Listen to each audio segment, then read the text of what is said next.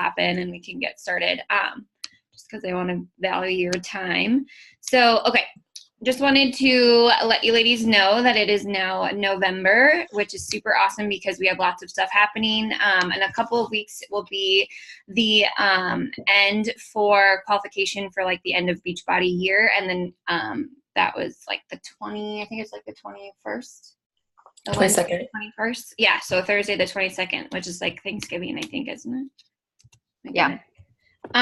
So that's for qualification and everything. We have locked in Elite, which is awesome. And we locked in our Star Diamonds and stuff. And so we're just really working hard on getting leadership points and making sure we get our coaches on board for Success Club and stuff, just to give us some more points and push us towards the top part. So I've been talking with some of the leaders and asking some of the coaches just things that we can work on as a team and like what we feel like we need help with. Sorry, Carver is barking. Text Aaron. He just said sorry. So what we were talking about was our leaders were saying that, things are happening. They're posting. They feel like they're inviting, like their wheels are turning, but like nothing's happening. And it's super frustrating, obviously, like as a coach, whether you've been coaching for 6 months or for, 5 years, it's frustrating to feel like you're putting all this energy in and getting nothing back.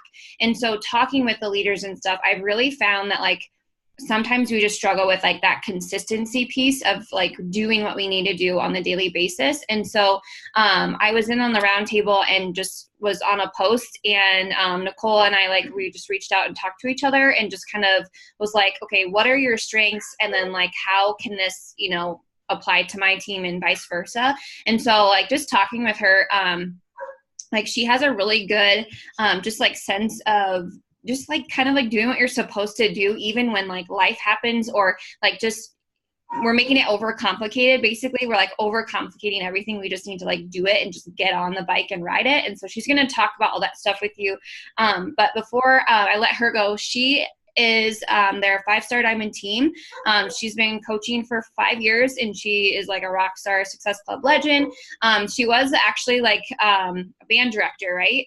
Yeah, because we were talking about school and stuff. And then, so she does full-time coaching right now, which is super awesome. So totally goals. And it's awesome to just have somebody that, you've been like watching and, have somebody like that for a mentor. She has 2 boys, and then she's also been married for 14 years.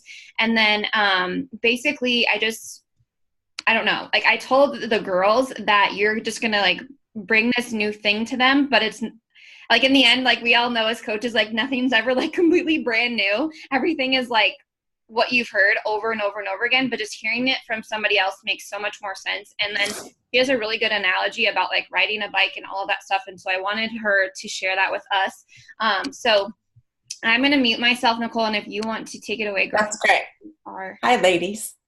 What's funny is this is like the worst day of the week for our family. My husband works 2 jobs. He's an HR director at a hospital, and he's also a part-time youth pastor. So Sundays and Wednesdays, my team knows, like, don't message me. I'm not around.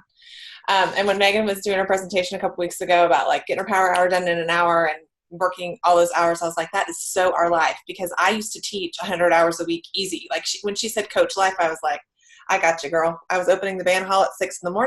I was getting home at 9 o'clock at night, Friday night football games, Saturday contests, Sunday staff meetings, rinse and repeat. So I'm excited to be on tonight. My hope and my prayer is that there is something new for you, and that you have a little bit of a renewed belief in yourself, not in me, not in my story, not in Megan's story, but in yourself. And if you're listening to the recording and you're a new coach, if you'll reach up to your upline sponsor, I think by the end of this, you'll have a little bit, hopefully a broader understanding. So yes, I've been a coach for 5 years. I started my first challenge group in May of 2012. I was 240 pounds. I had run 2 half marathons by that point, thinking that running would make me thin and happy. I was eating out 5 times a day, trying to, manage my band hall, my 500 students. It was an amazing program, but obviously not healthy on myself. And I lost 10 pounds in that first 10 days. This is pre 21-day fix. This was literally, my coach gave me a shake and Shalene's program and said, do it for 10 days and see what happens. And really, it took me about 6 or 7 months to lose 75 pounds. I still didn't want to coach. I was a band director. I had my master's in music. I was like, no one's going to listen to me. I have zero interest in health and fitness. If I had interest in health and fitness, I would have never gotten to 240 pounds, right? I would not be eating Starbucks and having beer, Starbucks in the morning, beer at night, repeat, rinse and repeat, 7 days a week times however many years I taught. So anyway, I think people started to notice that I was happier. I was more energetic. Obviously, I'd lost the weight, but something inside me had changed. And by that point, my son was 1.5 years. And I wanted something different for him. My nanny was bringing him to the band hall for me so that I could nurse him. Because, again, like as a successful band director in the state of Texas, you trade your life for your students, which I loved for the season that we were in. But having your own kids changes things. So anyway, I've always had a really long-term vision for this business for me and for my team. We've had several coaches that are super fast starters and shoot to the top. And then we have coaches that, take a long time. And I always tell them, like, I'm a lifer. I'm going to be here for 15 years, 20 years, 35 years. I'm not going anywhere. I don't want to burn out, and I don't want my team to burn out. And I want them to find what their passion is and what their belief is so that they can find it within themselves when they have babies, when their parents die, when they need to move states. Like, I want them to come to Summit when they're 85 years old. Like, we'll be in the back with, our cranes, whatever those are called, hooping and hollering, like, I don't know. How old is Tony Horton? He's like 70, y'all. It's not that far off. Okay. So I just want in your mind to think about two things. What are some skills as a coach? We're just going to kick this off because my story is really not super important. I just want you to know where I'm coming from as a leader at my team. What are some skills as a coach that you need or that you felt like you needed? And what are some fears? So for me, like, what are skills that I needed? I didn't know what Facebook was. I didn't know how to open a group. I felt so silly asking my coach, like, I don't know how to tag people in a post. Like, how am I going to run my own challenge group? Which now my newbies come in, they're like 19 years old and they're like, oh, I've got you on Instagram. I can do all the things. And I'm like, it seriously took me 6 months to figure out how to make a group on Facebook. Some fears, obviously I've already shared you some of my fears were, I really was fearful of my professional judgment. I had 10 years of teaching, and I forever have said my vision was to teach a college band. And I was worried about what my mentors and my master's mentors and all my students and my students' parents were going to think when I was posting the typical coach pictures on social media. Was I going to be friends with those pictures? Those were two big fears of mine when I started. Other skills that you need as a coach, you need to know how to do your vital behaviors. You need to know what social media platform. I think Instagram right now is really hot. I'm old. I'm not that old. But Instagram is uncomfortable for me. I'm having to learn Instagram. Facebook is comfortable for me. So that's a skill I've had to learn. How about relationships? Some of us really suck at relationships. It's hard enough for us to keep track of us and husband, or us and sister, or us and our kids. And now to have me ask them to hit Success Club 10 and form 5 new really personal relationships are like way out of their comfort zone.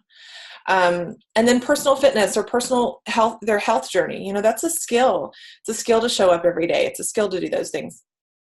Some of the fears are, being creepy on social media, or having weird men follow you on social media, or I don't want my kids on social media. I don't know if your new coaches have ever told you that.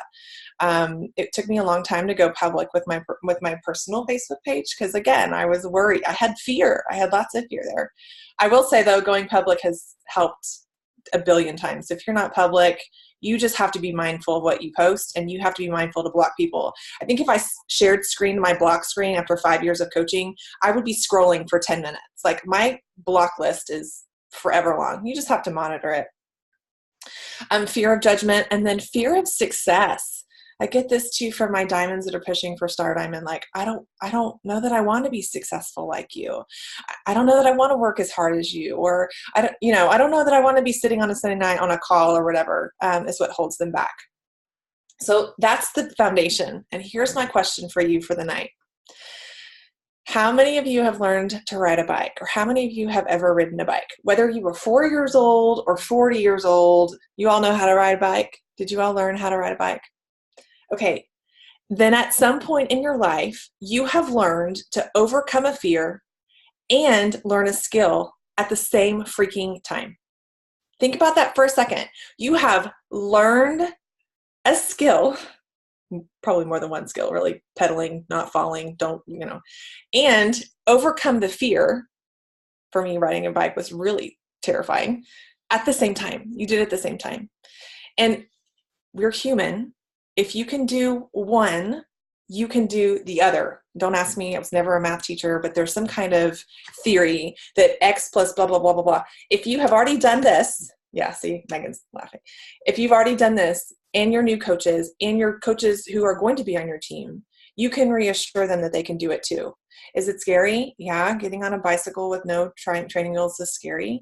Are there things you have to learn? Absolutely, but you've already done it. So at the end of the call tonight, I just want you to be reassured with all of the other details we go through and all the things we're asking you to do on a Sunday night and all the things that we're asking you to do for your BAT, your power hour, and all that.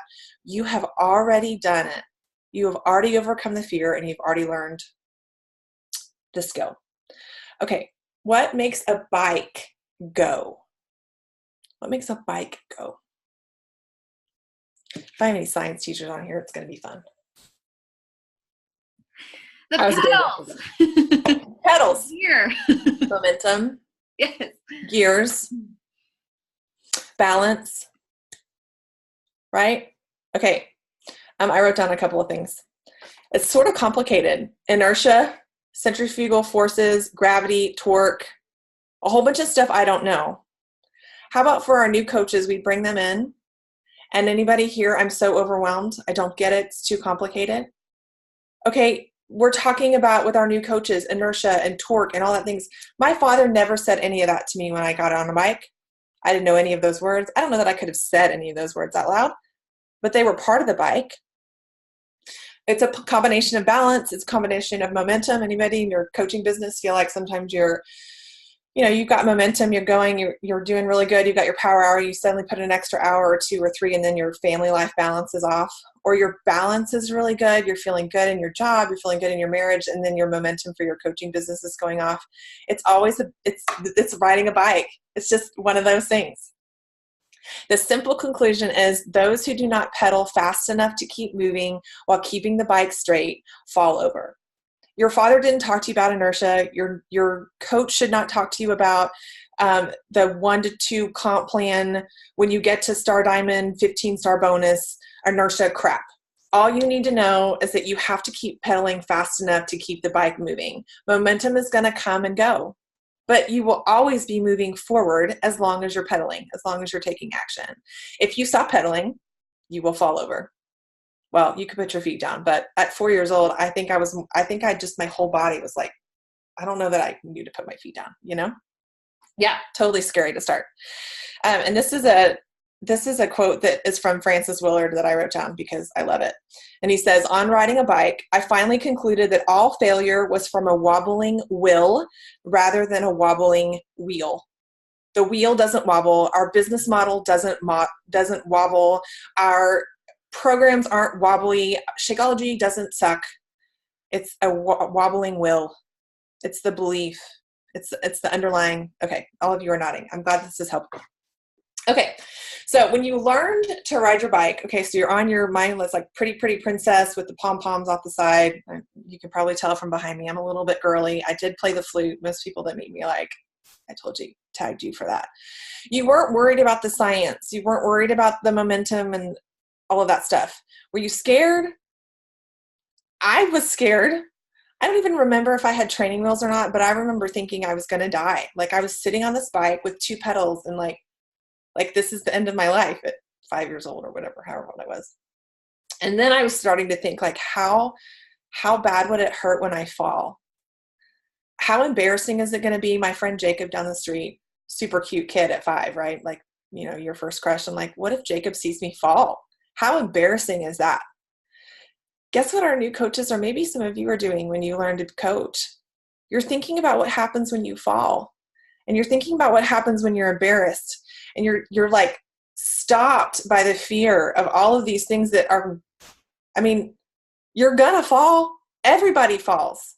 You're gonna fail at coaching at some point. It may be your first invite. It may be your 10th invite. It may be 5 years into your coaching business when somebody looks at you like, hey, 5-star isn't good enough. And I'm like, that's terrifying. It's terrifying. Or embarrassing. Like my team's like, what's next for you? I'm like, it's kind of embarrassing. But you started riding, you moved your pedals forward. Some of you, your dad let go of the back seat. Some of you had training wheels on, and you did it. Okay, our new coaches like send an invite, or they do 10 days of a program, or they lose their first 2 pounds on a refresh, or whatever that is. It's a skill that they've learned, and now they feel what? Or you feel what? You're like riding your bike. The wind is in your hair. You're like on cloud 9. What is it when we start coaching, or when our new coaches start coaching, or even when the season that you're in, like what makes your hair, like what just gives you that feeling, that exhilaration of being on a ride? Can you name that right now? I just had 2 coaches go Emerald, and they are like, I sent them a paperweight that's like this big, and they're like, oh my gosh, it's the best paperweight I've ever gotten in my whole life. Or when you earn the team shirt or the silly $4 Team Beachbody hat, like you're on top of the world. You're pedaling your bicycle. It feels so good. Your first customer, your first message that you got from a customer who has been doing 21 Day Fix, who can fit into a pair of jeans.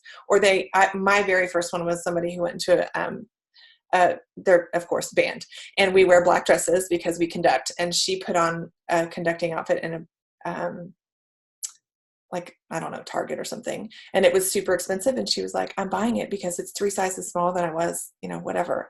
Those things stick with you, just like your first experience riding your bike. We have to continue to provide those opportunities for ourselves and for our coaches, so we continue to ride our bike. When it's not fun anymore, when it's not exhilarating, when there's not small momentum and milestones, people don't work. People don't get on the bike. If it's not fun, they're not going to ride the bike, right? Okay. Okay. You've been riding it for a while. We're going to fast forward. So you're either like a pro, the 7 or 8 year old boy who's like doing this fancy flips, or if you're older and like really like to bike, there are fancy bikes and all these things for triathletes and all that stuff. Okay. So we're like to that point. At some point you have to learn how to change your own tire. Your tire is going to burst. That's just the nature of those little thin road bikes, right? Even mountain bikes, if you go mountain biking and you run over stuff that's really, okay, so you have to learn how to change your tire. This is a big one for my team. My team name is Team Genuine. I ask them to adjust their seat and their handlebars, and I hope that I don't step on toes in here, but you have to be you. I think it's amazing that we have such a network of incredibly beautiful souls, both on the outside and the inside, that provide something for me to look at on Instagram or something for me to look at Facebook. But their bike is made for them. Their handlebars are made for them. Their seat length, my seat is this big and padded. Ashley's is this big and not padded. I cannot ride Ashley's bike. You cannot post on social media as somebody else. You cannot send an invite script as somebody else, because you're going to be riding this bike and your handlebars are going to be up here and the scripts will work for a little bit. They'll be uncomfortable. And then eventually your shoulder, you will not be able to ride like I have been for 5 years. You will stop. You will stop riding your bike. Riding a really professional bike hurts your butt. It hurts. They make padded shorts for a reason. If you're riding somebody else's seat, like I'm pretty tall for a woman, I'm 5'8". If I'm riding, my coach is like not even 5 feet tall, my personal coach.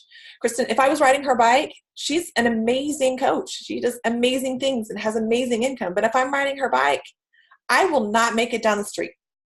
My knees would probably hit the freaking floor. You know what I mean? So you have to adjust your seat and your handlebars to fit you. Unfollow all the people that you're trying to reach their handlebars. Unfollow the people that like give you that like knot in your stomach that you're like, man, I wish I could be as good as. Unfollow them. Just unfollow them. Okay, and then this is one that I had to learn, and actually Melanie Mitro talked about this last week. We had a small little meeting. Megan, were you in there? There were 15 of us or so, and she was talking about like stuff she did at the beginning of her business. And she said she got an assistant when she went Emerald. So if you're learning to ride your bike and your chain falls off or your sprocket falls off or like one of the little spokes falls off, What do you do? Does anybody here know how to fix that stuff? I don't. I have a degree in music. I could play my flute in front of my bike. It's about the extent of my knowledge, which goes back to like, I didn't know Facebook at all. Like, I wish I would have hired somebody to do that way back at the beginning, but that's neither here nor there. You have to outsource the things when they break or when they're not working well for you. And this is something I wish somebody would have told me a long time ago. I enjoy inviting. I do not enjoy setting up a challenge group. Hire somebody else to set up the challenge group so I can send more invites.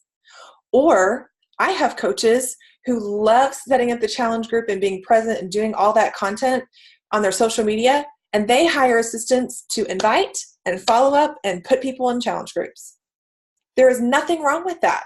That just means there's a part, a sprocket or something on their business that didn't work for them, and they had to hire, they went to a mechanic and got it fixed. You have to pay a mechanic. You have to pay an assistant. You don't have to pay an assistant and a huge amount of money. Start with an hour a week. If somebody else set up your challenge groups, would that help you? If somebody else sent out 20 invites a day, would that help you? Think about what that could be for you.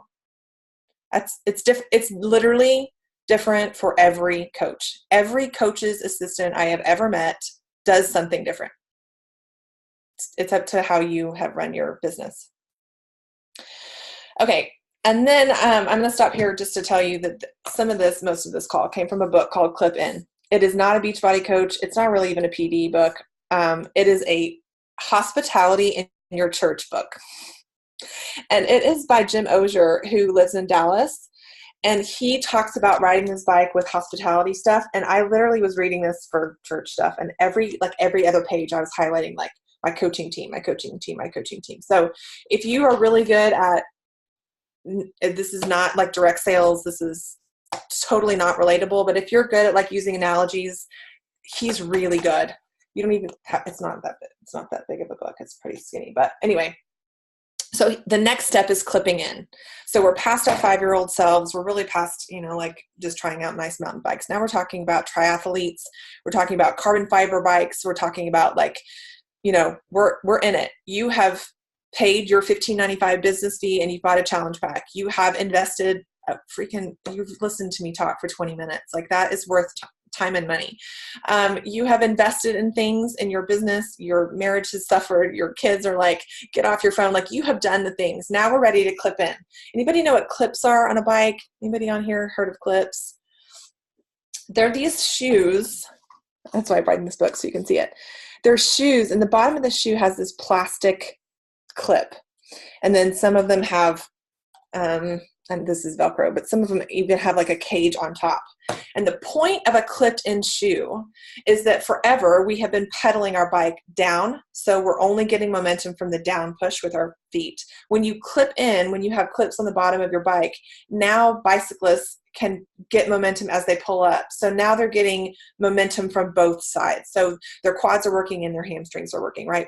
Both parts of their legs are moving. But clipping in is expensive. It's expensive. Clipping shoes are like $200 plus. Triathletes bikes start at $3,000 and go up from there. Not even including the padded shorts that Nicole needs to ride a bike, or the time that you would need to train for, there's bicycle races now for hundreds of miles across the United States, or, triathlons. You imagine the amount of hours that they spend on a bike. They have to clip in. Clipping in makes them professional.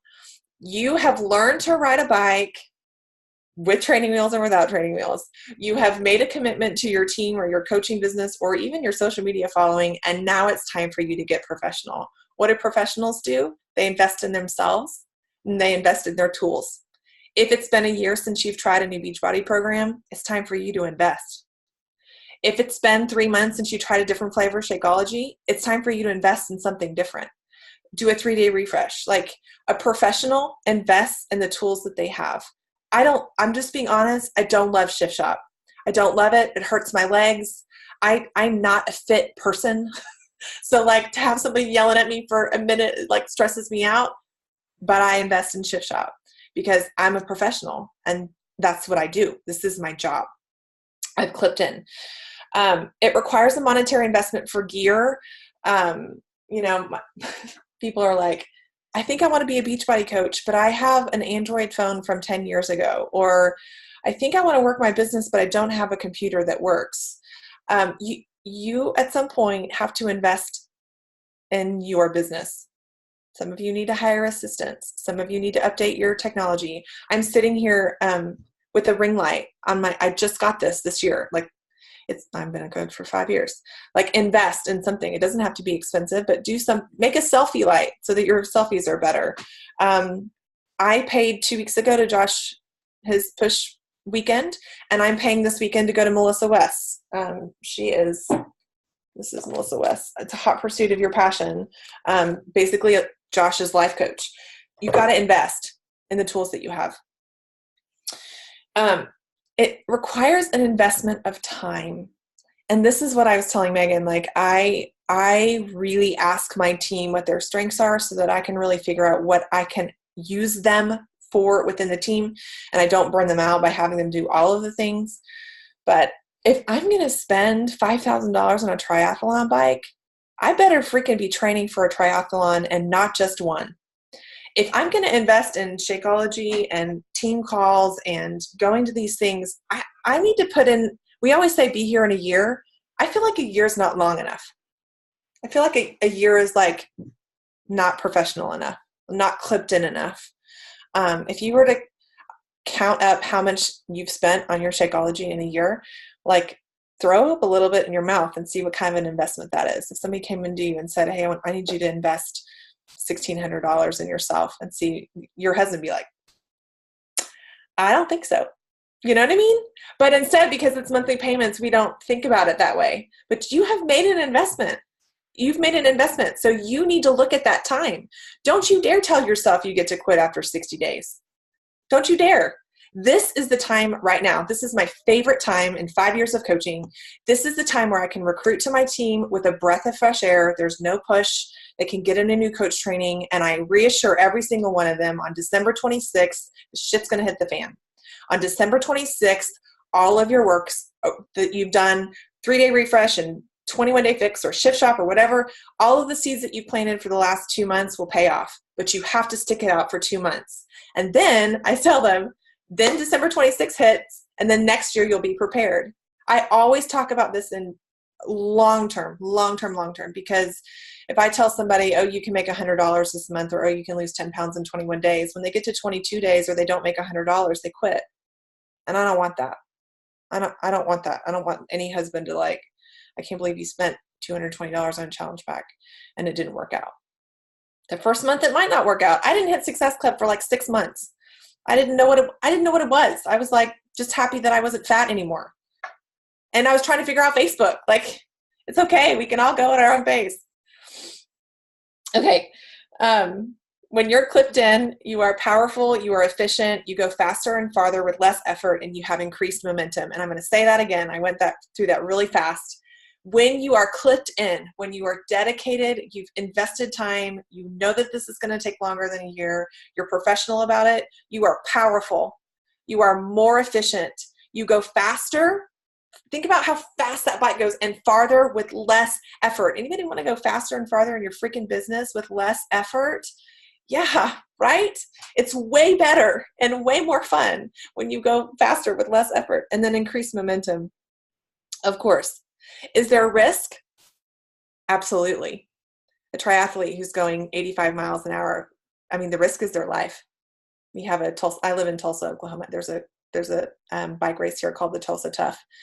And there's a hill, we're hilly, and there's a hill called Crybaby Hill, because literally the bikers cry because it's a hard hill. It's hard. And last year, one person fell, and literally the whole bike race fell, and 2 were injured hard enough they couldn't get back on their bike, like they were done for the season. Is your coaching business risky? Yes. Could you gain 5 or 10 pounds back? Yes. Could you figure out that you have an allergy to Shakeology? Yes. The reward for that risk for our family has been light years over what that risk is. And I think the 4-year-old self that's riding your bike, or 10, or however older you were when you learned to ride your bike, would tell you the same thing. The risk was worth the reward. The risk of me like riding down the street is worth the reward of me knowing how to ride a bike and you being able to teach your kids a bike. So some of you are so short-sighted. I feel like, you're so concentrated on, I just want to get to Emerald, or I just want to get one bike or one person signed up or one whatever. But you have to think longer term than that. If you can be Emerald, then your coaches, can be Emerald. If you know how to be a successful coach, then you can train others to be successful coaches. But if you don't put forth the effort and the risk to learn your business, you will never be able to pass that on. You have to make the effort first. My team will never go farther than me. I have to push. That's a law of leadership, whatever Maxwell said. We have Doomsday Hero. Yeah, see? And you know what Doomsday Hill is for Beachbody? October and November.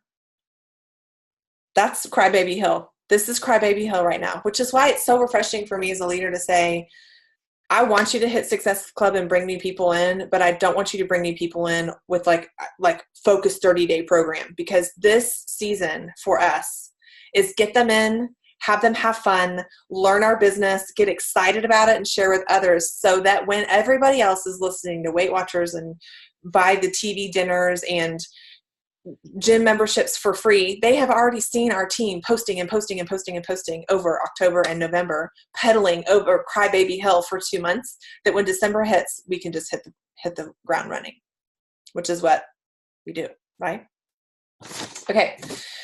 I'm not going to talk very long about this one because we're over your time, but we haven't talked about endurance. If you go faster than your vision, if you go faster, like there are some points in your business where you say you want to be a 5-star coach, or you say you want to be a 15-star coach, or you say you want to be a 6-figure earner, but you're pedaling faster than that vision, you will crash and you will burn out, and either you will quit or your downline will quit underneath you.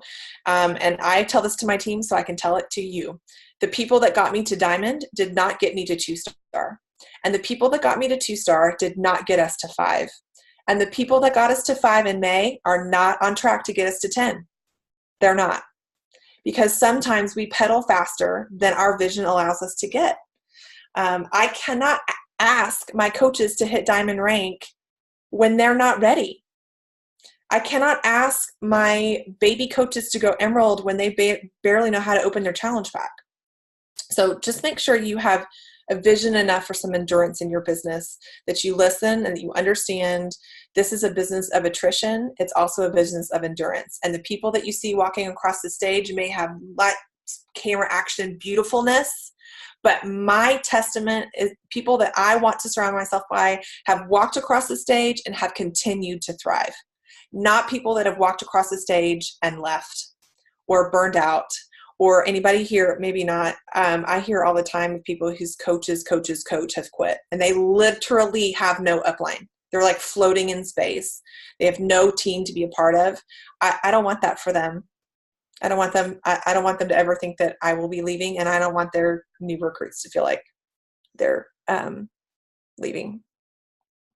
What allows a rider to keep cycling is avoiding crashes and practicing endurance. Be here in fill in the blank. Like, you have to set, I'm going to be here in a year. I'm going to be here in 5. I'm going to be here in 18 months, whatever that is for you, but you are not allowed to quit.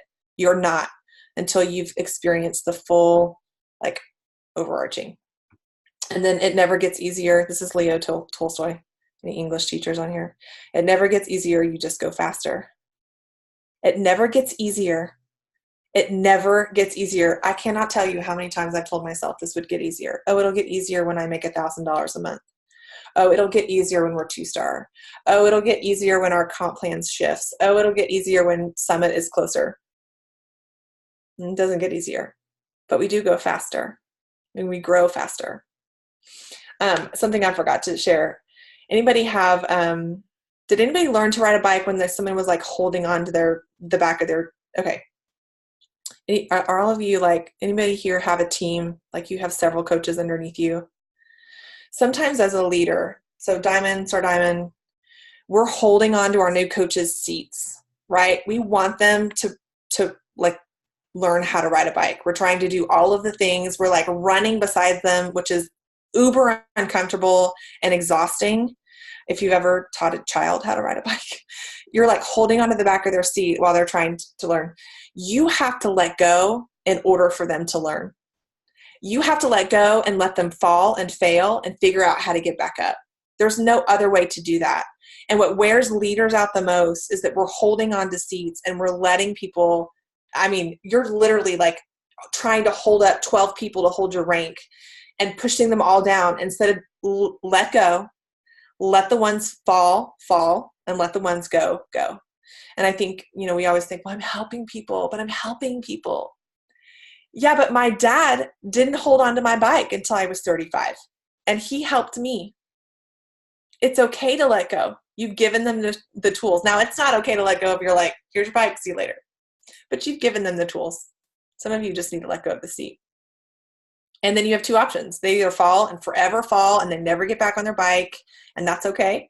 Or they fall, they figure out they're not dead, they didn't go over the handlebars, their knees might be skinned up a little bit. The first invite they sent, they got a nasty message back, got back on their bike, and now they're running for you. It's way more fun to ride in a pack of bikers than it is to run behind a pack of bikers, which is what some of our leadership does. Don't do that. Don't do that. All right, friend, that's my thing. Any questions? Do you have a mic? Like, dang, I need to get back on a bike. Dang. Yeah. Yeah. Okay. Absolutely. One of my like biggest takeaways was I'm such like a performance-based person that like endurance for me, like when you said endurance, I was like, that right there is like what I need to work on, is because like, obviously I'm going to be here forever. My coaches know that, like, but I think I have, like a vision, and then I just like put my head down and like work till I get it. And I had burned myself out doing that. And like, since I've changed and like worked with my coaches on like daily actions, like our team exploded, like that's just, when you said endurance, like I literally wrote it down. I was like, and circled it. And that's the fear of success for my coaches. They were like, well, I don't want to do what you do. And I was like, that was a gut check. I only work, so I taught for 10 years, and then I started Beachbody coaching for 2. And then I got bored staying at home coaching all day. So I took another part-time job doing some music stuff at a church. And then when TV Mindset launched, I just realized like I needed more time at home. But that was the freedom that this business gave to me. And I realized that in the seasons when I wasn't working, my team thought I was working my Beachbody business 8 hours a day. So I'm really good to tell them, like, I worked 3.5 today, or I worked 4 today, or I worked 1 today, or Sundays, they know, like, don't even bother Nicole. She won't respond on a Sunday. But that's an endurance thing. I had to draw boundaries, not just for us and our family, but for my team to see. The only way you make it to 5 years and 10 years and 20 years in this business is by having endurance. That's the only way you make it. Yeah. No, yeah, I love it. We just set up the Voxer app because I'm such like, my first couple of years of my business, I was that person who was always answering messages, always like on the fly, all that stuff. And then one of my girls, Rachel, she was like, no, like only when you sit down to your computer will you work your business. And so I had my girls switch over to the Voxer app because like they can check the app and talk back and forth with us, but then they're not on Facebook or on their Messenger kind of thing.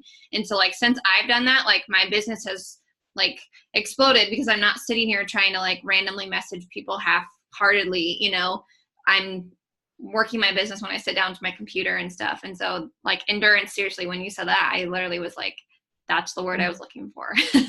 There you go. Good. Yeah. I love it. You guys have any questions or anything for her, or any? Yeah, I'm open book, y'all. Anything? What's like your favorite tip for like new coaches? We have 1, 2, 3, 4, 5-ish, like brand new baby coaches on, and then we have basically like the other ones are pretty much veteran coaches. Any tips? I mean, same thing as riding a bike. Just get on the damn bike. Know you're gonna fall. You're gonna fall. I think we do ourselves such a disservice to tell even our kids, like, this is going to be perfect and so fun, and you're going to earn all your money, and you're going to lose 10 pounds in 10 days. And when you fail at something, you learn more than when you succeed at it. And you cannot be so afraid of the failures that you don't learn.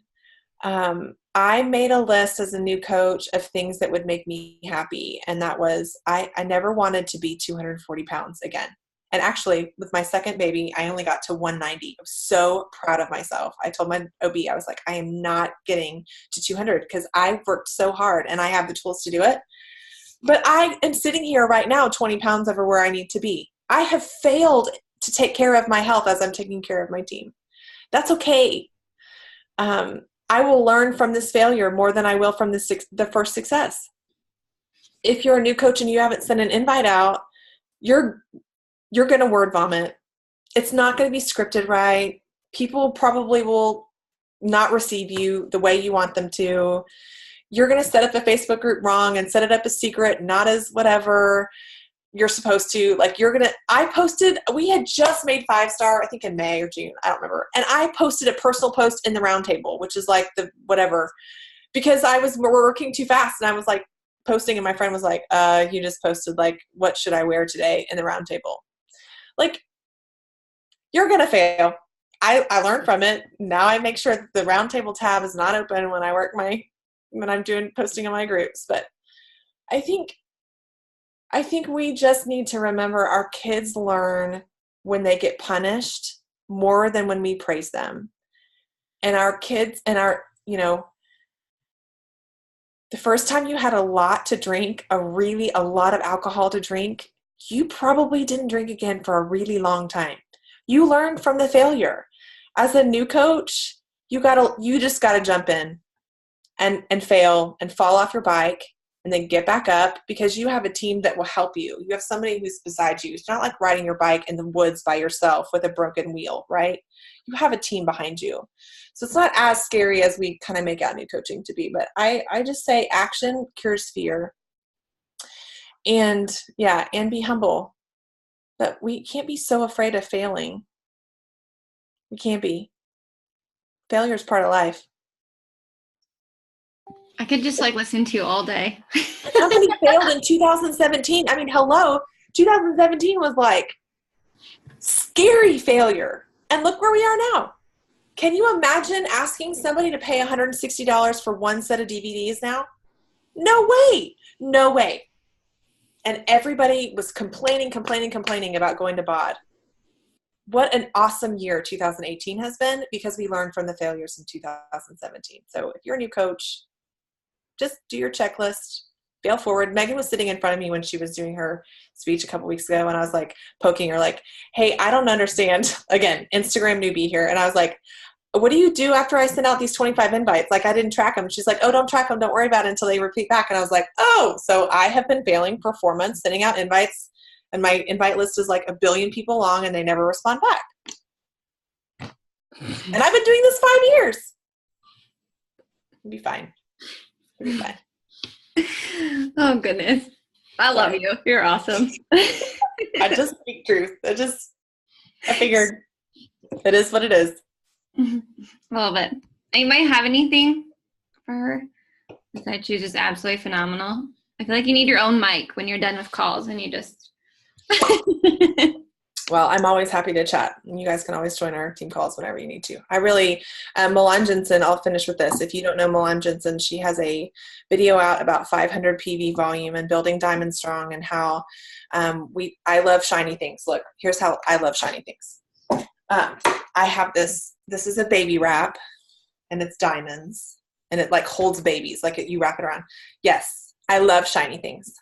But Milan Jensen really talks about it's okay to chase diamond and star diamond ranks as long as you're building based on endurance and based on volume and creating income.